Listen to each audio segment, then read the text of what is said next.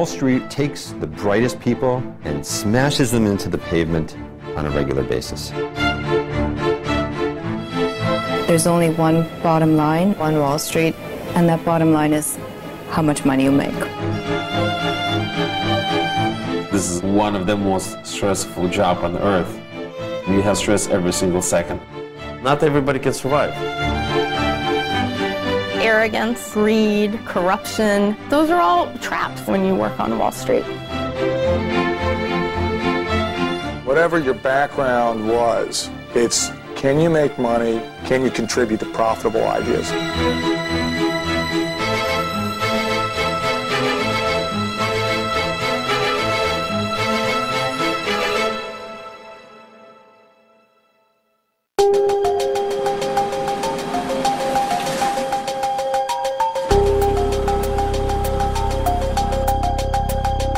You should wake up in the morning with an immediate feeling of dread no matter what. And that is simply because if you know what you're doing, you realize that it might be very, very fleeting. Being a woman on Wall Street, I think it has its good parts and bad parts. Oftentimes you still feel it's a little bit of a boys' network. Sometimes you're not being taken as seriously because, you know, you wear a skirt and makeup. There's two major things in this business how to make money on Wall Street. The first of all, it's mind your own business. And the second most important thing, discipline. A lot of our clients look to us to make the money, but also to be something of an insurance policy if the market really gets nasty. Yesterday the market was nasty, and we had a very good day. There are two numbers I don't think I'll forget. One is 15, and that is the age I moved out of my parents' house. And the other is 27, and that's the age I retired.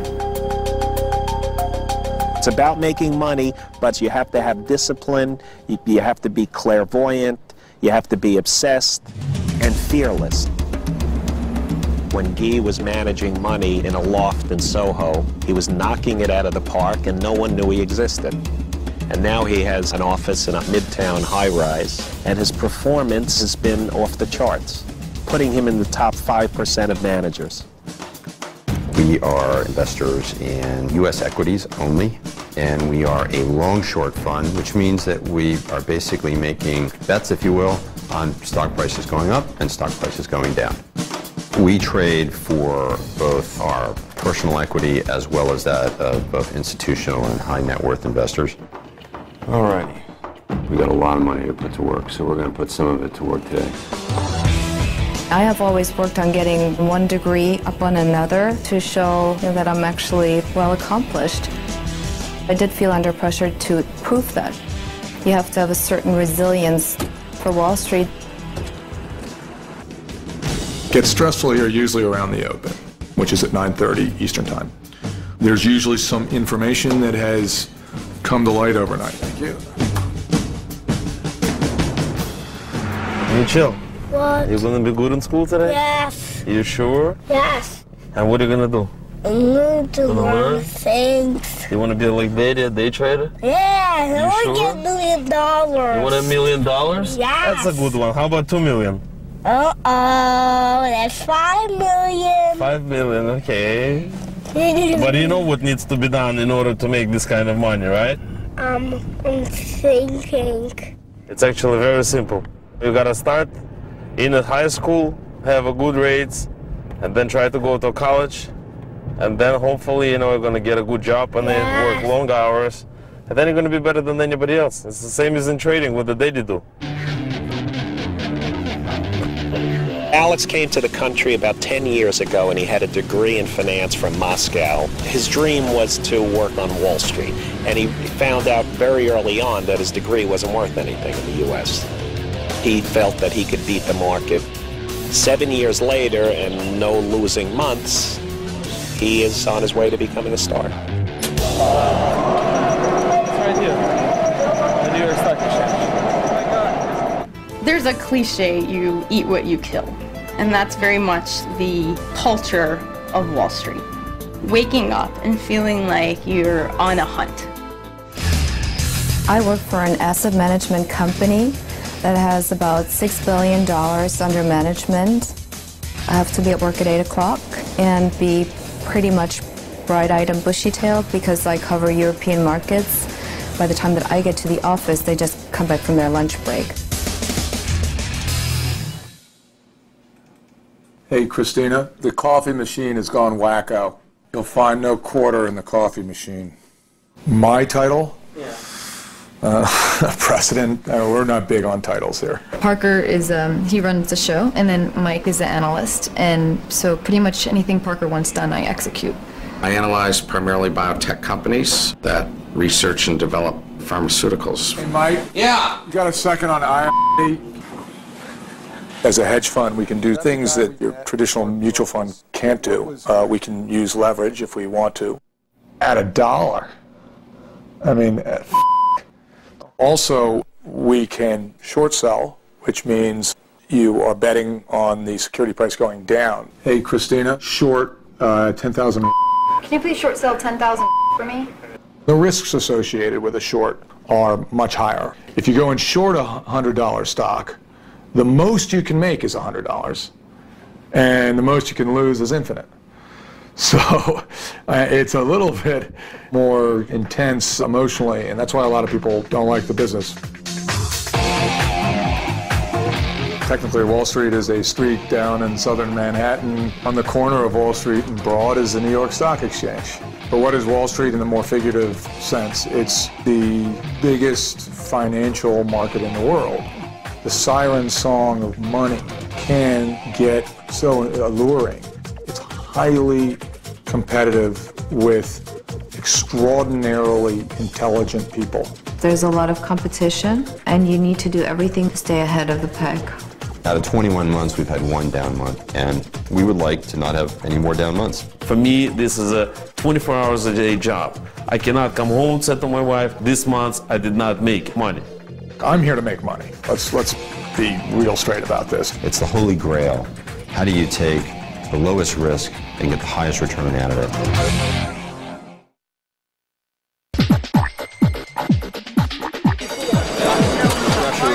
Starting to find a little buy side here. So here's the American Stock Exchange where in 1987, as everyone knows, the market crashed.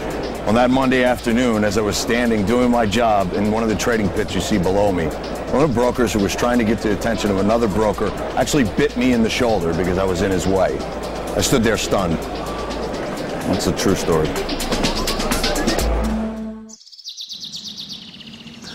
It's one of the hardest things for me to explain what I do. I represent on one side some of the richest investors on the planet, and on the other side we try to find undiscovered managers who we hope will be the next superstar. It's an art discovering some of these managers because for the most part they like to remain below the radar. I would say 9 out of 10 are going to fail. This is all we got so far that we've gone over on the short side. That's not enough. No. I basically sit down with my trader and we go through what do we have in the book and what do we think we're going to need to do today. Do we want to add to positions? Do we want to cut positions? We wanted to wait on these two, right? We want to wait for them to open and to stabilize. It's a tempting target, but we've been burned too badly on those names. All right, let's hold off on it. So it is a no-go for the moment. Now here, on the other hand, check our stock alone on that and see whether or not. Can't? No? They have too high an exposure? That's fun. It's always something, isn't it? There's a lot of risk in the market right now, so we're going to be very, very careful about what we do. If I can talk to trading at Bear Trade and guide them as I'm doing it as well. No. The way to do it is I want us to open and stabilize. We've got 2 minutes. You've got enough bid here for the time being. We can ease our way into all of it. The market's opened. What's going to happen is you're going to have a flood of orders. Anybody who was short yesterday and thought they were going to get follow through might be nervous. So what you end up with is a very funky move in the very beginning of the day. You see that reprice right now? Yeah. It's all over the place. You want to get in and get those positions on. It's at the flat line right now. When Guy's working on a trade, you'll never get his attention. I mean, he just has laser focus, and he'll remain in these positions until he takes his pound of flesh out of the market. Hold him? Hold him. Okay. All retiring means is that you don't have to work. That's 100 points. And the secret to that is creating enough assets for you to support yourself. I worked at a consumer sector focused hedge fund. I love to meet with the managements of the companies, build financial models, analyze their businesses, and pick stocks. Okay, I'm going to get them both. Strong. Right now I'm in the process of starting my own hedge fund. To start a hedge fund, there's a lot of things that have to happen. You have to have a strategy, and you basically have to build a team before you're in business. Day one, an investor gives you money, they expect you to start performing. Day two. Another guy resigned. The board ousted the primary CEO. The mad scientist. The mad scientist. Right now, we are pausing on acting because we're worried about the new guy's resignation. Okay, I'll tell you my big pet peeve. It's like when you are a company and you're trying so hard to, let's say, you're making a product, and then you see how all the analysts are betting on whether or not the company is going to do right or wrong. I'd rather be the company who's actually making something than being the Weasley analyst who's actually predicting whether or not something's going from A to B. And I don't want to say Weasley, okay, maybe take out Weasley, but yeah, sometimes I feel that it's more honest to be the honest is not the great word. Let's scratch all that. Scratch. I'd rather be the person who's actually making it happen versus you betting whether or not something's going to go up or down. There's a nefarious image that short sellers are betting on destruction and loss of wealth, and we don't want to have people profiting from other people's loss.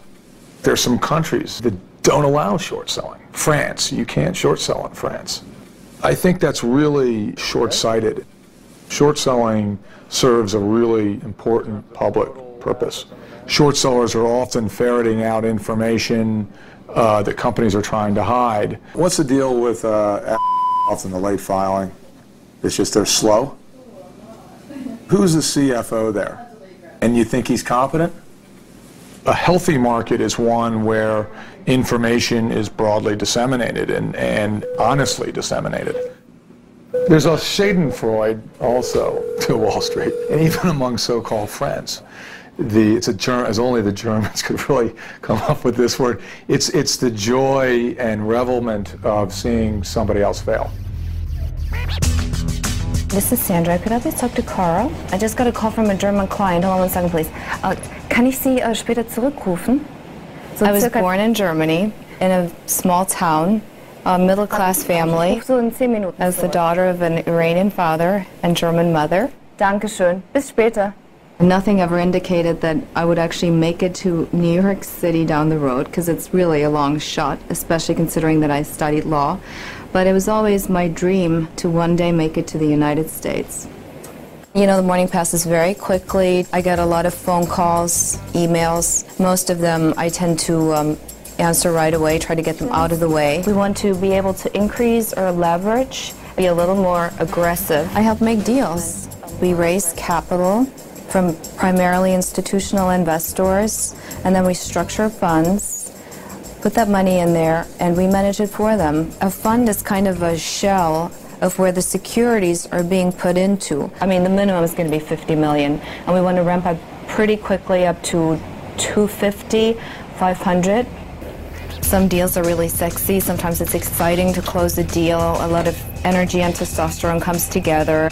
Ever so often, though, you want to feed your mind some other stuff to maintain and expand other dimensions. For instance, I took up quantum physics in my spare time. It's for non-scientists, though. It's not mathematical, but it's very interesting, you know, because if you work on Wall Street, things can tend to be a little one-sided, and so you want to feed your brain something else for a change.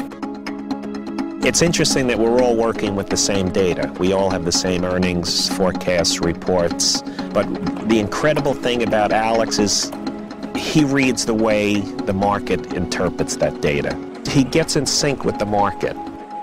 At the age of 22, I came to the United States. First 3 years I spent as a cab driver. Then I got into the Wall Street, got my licenses, and I become a day trader. How I make money, I do a lot of charts. I'll probably go through 700 or 800 charts. Did they go up? How did they finish? That's what happened to gold. It was a huge turnaround. So what I will do, I'll buy a basket of gold and steel and see what's gonna do. Victor, what's up? We probably doing 500 to 1,000 trades a day. We care what's gonna be in the next 30 seconds, a minute, 2 minutes, a variety of different intervals. and there's maybe 10,000 people like we are. So figure out every time I'm by the computer, I'm competing against the person like me. If you made money today, somebody else lost it. Yeah, I'm looking to get in. I probably would make much more money than I'm making right now, but taking a much significant losses and be more volatile, probably be up $10,000, be down $10,000, but this is not my style. Every month you have to be up, you have to get the paycheck. The volume is decent, it's about 2 million shares. It's going to be a nice comeback. This is a fast making a decision. This is like a police, you either take a shot or you're going to get shot. Day traders buy here, sell there. Hedge funds buy here, try to sell here. Big investor buy here, hopefully to sell there. But we're all here for the same. This is our job, you know, buy low, sell high. Aha! Seems somebody got this thing to work. There are things I really like about Wall Street, and there are things I don't really like about Wall Street. The great thing about it, it really is a melting pot. There's a meritocracy to it, and maybe that's too big a word, but it's based off of merit, usually. He changed his name to Inherit Money. Oh my God, the shame of it. What I don't like about Wall Street is there's too much of an urgency on this exact moment. Whipping in and out of stocks. Pace it a little bit more. I mean, this is a marathon. It's not a bunch of wind sprints.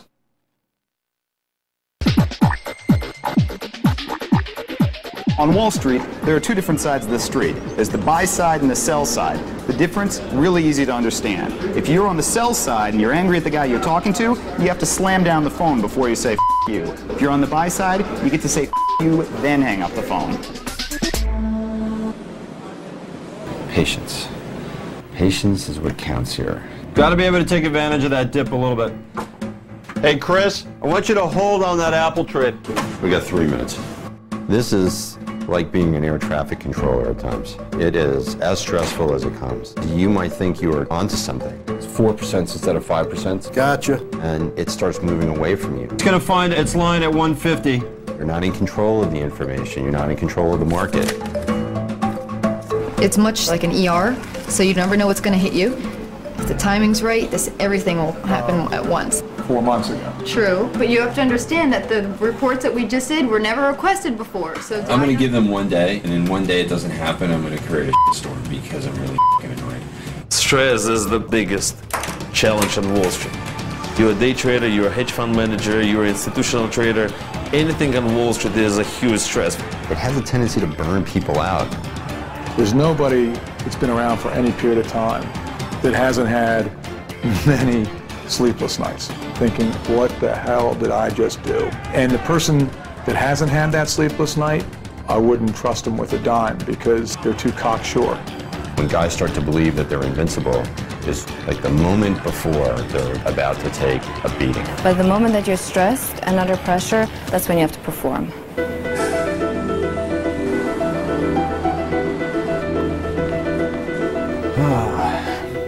So today, for the moment, is a profitable day.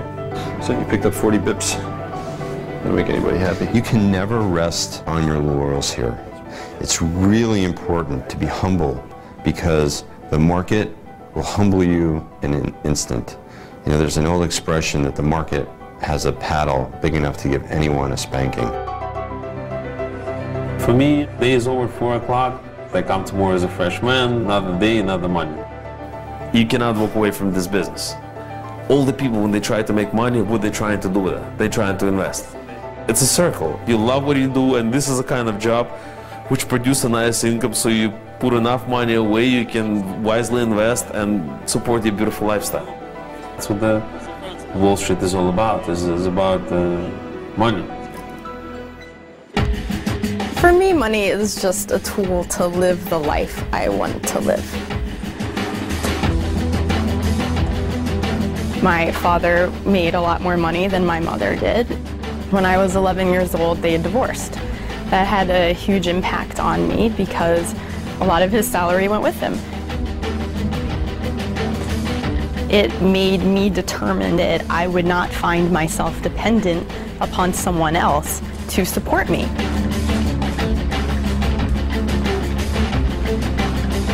The other aspect of the job, it does involve a lot of travel, which, for better or for worse, can affect your personal life with your family.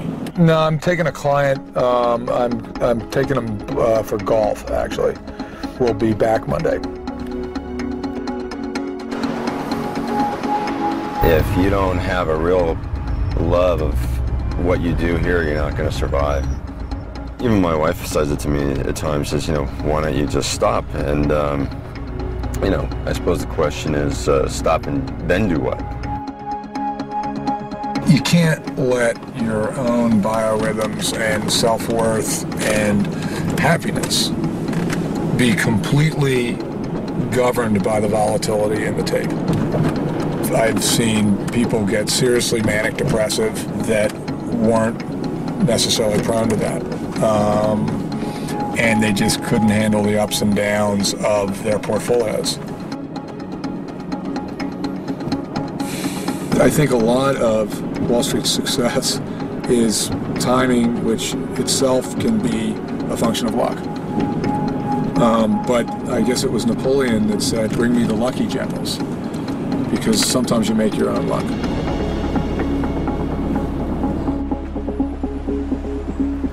Sandy's an incredible networker. Her legal abilities and her communicative skills just make her, and her look, make her incredible and different. Everyone wants to sign a contract with Sandra. I mean, reality is she's gorgeous. When she comes into a room, you say, what the f is she doing here? But never underestimate Sandy, because she'll know the facts. Sandy's brilliant. When I came over, I knew very few people, and I started from scratch networking. Sandy is helping me search and identify undiscovered superstar managers. We are going to the American Council on Germany's awards dinner tonight. It's a great place to network and to meet people. There will be a lot of important business people, corporate people, Wall Streeters. How this works. It's lovely to see you again, but I don't want to keep you. Let's circulate. The table is like $25,000, so be on the ball. If you go there, make the most of it.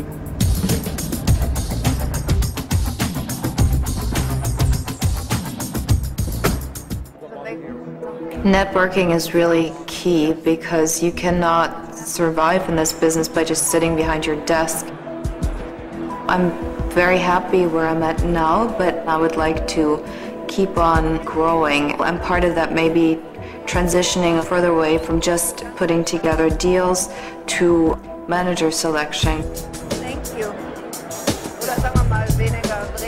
When I came here, there were instances where I felt lonely because I was so wrapped up in work and, I didn't have that many friends. Thank you. Thank you. A downside to being a successful woman is that you're always working, and before you know it, another year has passed, another 3 years have passed, and then you get another great offer.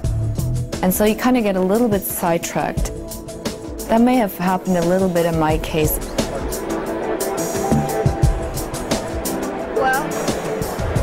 Enjoy dinner, and hope to see you soon again. Bye. I mean, it's never too late, so I'm still looking forward and hopefully starting a family. I think that would be most important to me.